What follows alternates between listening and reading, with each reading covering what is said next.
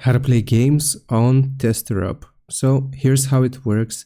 Once you sign into Testerup on the website or the application, you will see available offers here and the total amount of money which you can earn. You will see different games here which you can play, and if you want to play games specifically and not do other tasks, you want to look for this game test section here, or this button. As you can see, we have multiple games which we can test, and how this is going to work.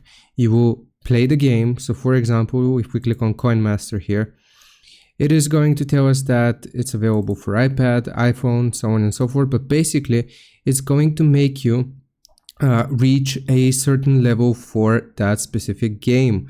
So you will click on the game itself and you will read the requirements. So it's going to tell you, for example, you need to reach board 100 in Monopoly Go, and once you complete that requirement for the specific game, then you will get paid out from Testerup, and that's pretty much how it works. I hope this helps you out. Leave a like and sub, and I'll see you next time.